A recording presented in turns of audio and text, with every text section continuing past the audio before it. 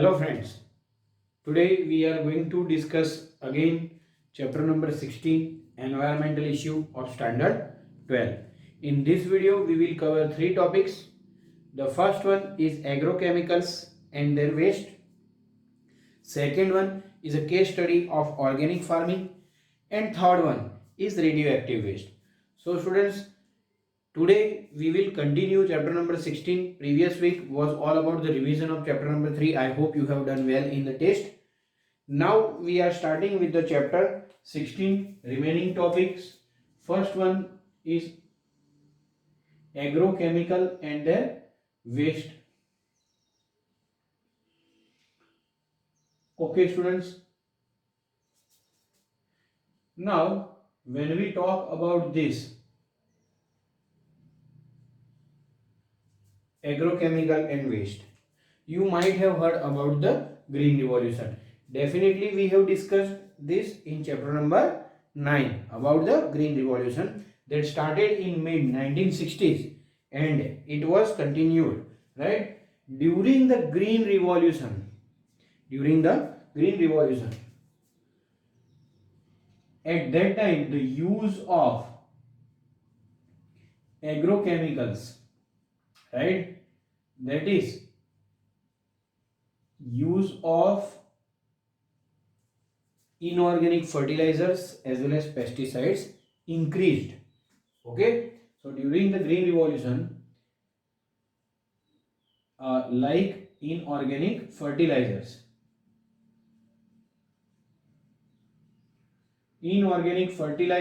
and pesticides increase. Definitely we know it why this was used at high rate. As we discussed in chapter number 9, that green revolution was mainly for the improvement in production or enhancement in crop production. This was increased to enhance crop production, right? Now this thing was using large amount of fungicides, herbicides, insecticides. All these things were getting used up. Insecticides, herbicides, fungicides.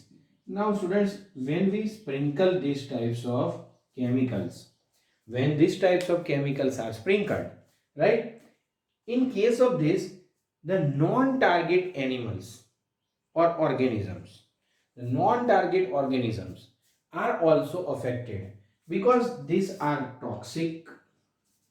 These are also toxic. See, if the pathogen is getting killed, then it will be okay, right? But that also causes harm to ecosystem.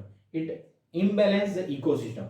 But these also are also toxic to non-target organisms.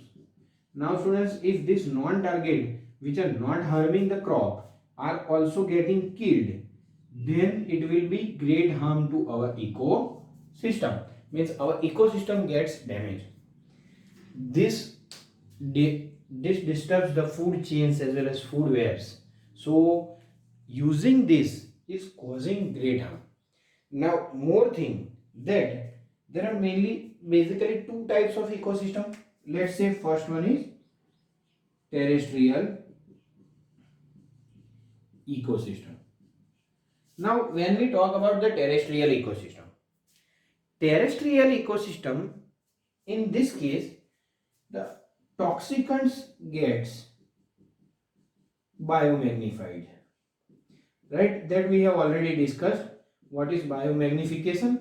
That is the accumulation of the toxic substance like DDT from in successive trophic levels, right? When we sprinkle certain types of chemicals, these things are biomagnified, right? Same way when I talk about aquatic ecosystem, right, the chemical fertilizers causes eutrophication, that we have also discussed in our previous videos. What was eutrophication? Right? When there is a high amount of the nutrition, certain things grow, right? And it causes the early aging, right? Of ponds or water bodies. Let's say over here it causes eutrophication. That is why this is now a grave danger in case of agriculture. So one must think an alternative so that we can get rid of such kind of dependence on the pesticides as well as insecticides and chemical fertilizers. So students, we are going to see a next topic, that is a case study of organic farming. Okay, so we will discuss it about a solution for this.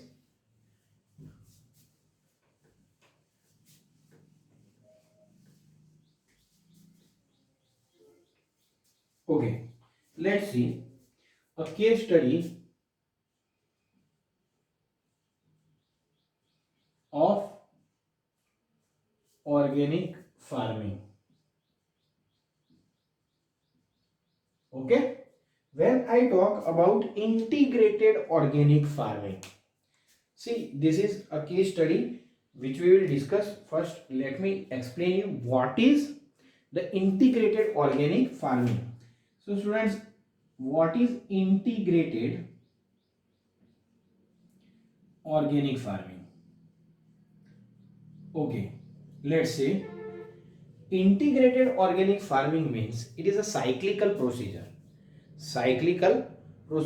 or zero waste procedure, right? It is cyclical zero waste procedure. Okay, see, you must understand this. What does this mean, zero waste procedure? In this case, when we say a waste of one process, whether it is dairy farming, whether it is a agriculture, the waste of dairy farming or agriculture, whatever you can say, waste of one process will be used as a nutrient for another process, and that is why it becomes cyclical and it is zero waste procedure, because that waste is getting utilized as nutrition. So in this case we can say waste of one process is cycled as nutrient for another process. So this is very beneficial. What is a good advantage of this thing? If someone asks what will be the good advantage of this procedure, I must say that a good advantage of this procedure is that good efficiency in production, right? As well as there will be a economically sustainable procedure. So this is economically sustainable procedure, and second, it is high efficiency or increases efficiency in production. So these are two main benefits. Even it causes reduction in pollution also. So this is about the case study initial topic. Now we are going to see a case study, right? A farmer named Ramesh Chandra Dagar. Okay, farmer named Ramesh Chandra Dagar. He belongs to Sonipat, from Sonipat, that is situated in Haryana. Okay, so this person did integrated organic farming. What he did? He did bee culture. He did agriculture. He also did dairy farming. He also did composting and also water conservation. So all this were done by him, and due to this he was able to get a good success in each and every processes. So this person first he did apiculture, okay, then dairy management, third one he did is water harvesting, okay, then he did composting, okay, and the last one he did was agriculture. Now see, if I say, let me take one simple example, that when he is doing dairy management, when he is doing dairy management, right?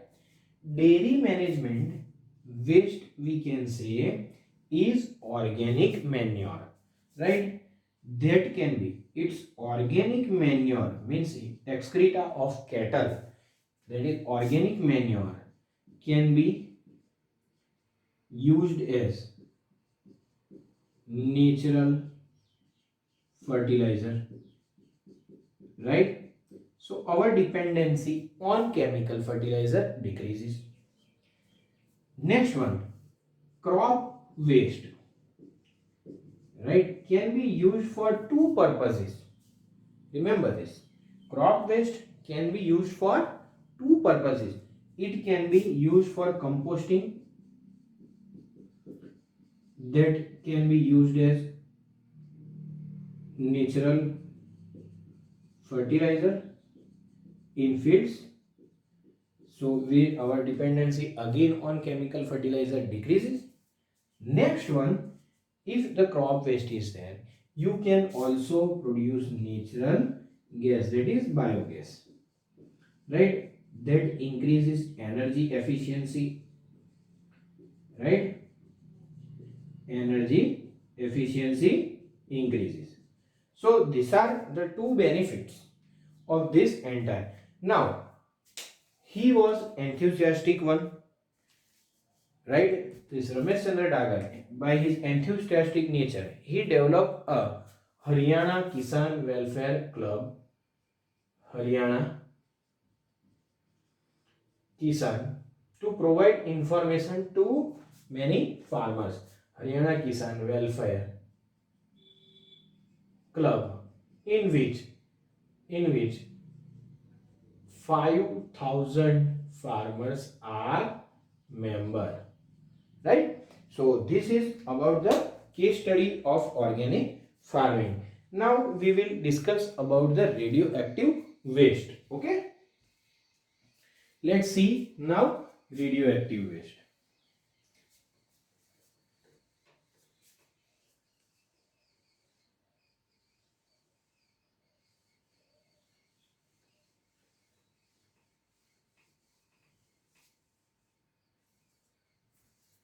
The last topic of today is radioactive waste.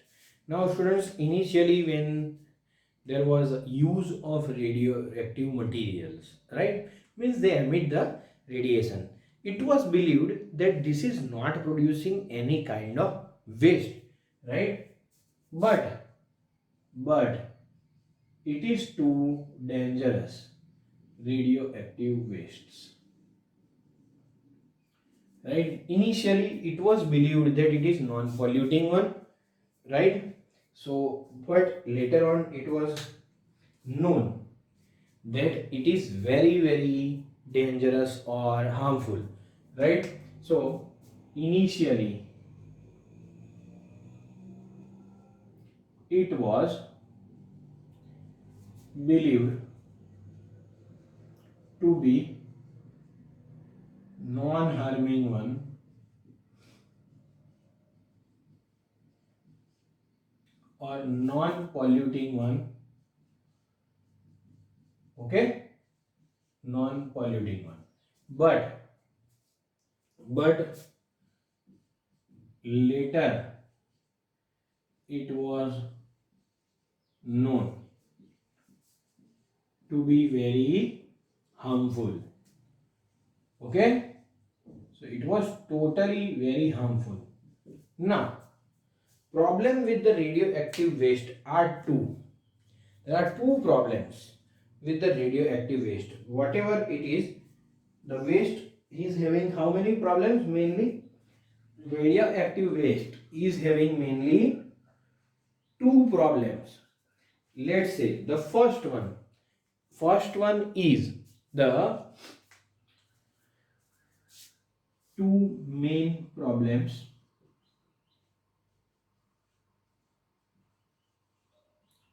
If you are storing the radioactive waste, there is a chance of accidental leakage, right? When it leaks, I will discuss what are the effects of this leakage, right? This has been already done. Previous two incidents have already occurred, like the 3 Mile Island, right? And Chernobyl incident, right? So these were two accidental leakages. First problem is that after storing, if anything leaks from it, what effects will be caused? I am discussing now. The second thing is proper disposal. How to dispose it safely? Proper and safe disposals. There are two main problems or challenges. Now, what can be the effect of this radioactive waste? Radioactive waste, you know it, or nuclear materials, right? This emits the radiations, are emitting radiations. Okay, students. Now, this radiation, if they are at high level, high doses, then it is very lethal. It can cause the death of the person. And if they are of lower doses, right? Okay, this can cause alteration in genetic structure, alteration in genetic structure or constitution. Now see, this is both are kind causes mutation. This is called as mutation, and this results in cancer. This generally results in cancer. High number of chances for cancer is due to these radiations. Now, what should be done to properly dispose the radioactive waste? So, to dispose the proper disposal method is first one, for proper disposal, right? First one is pre-treatment of waste, right? It should be pre-treated. Reason is to make it less active. Second, it should be shielded in a proper container, shielded in proper container, and then buried it. This is very important. Buried it in 500-meter deep pit covered by rocks. Then also certain people opposes this thing, as there are chances for leakage of the waste. So this was all about the today's video. Thank you.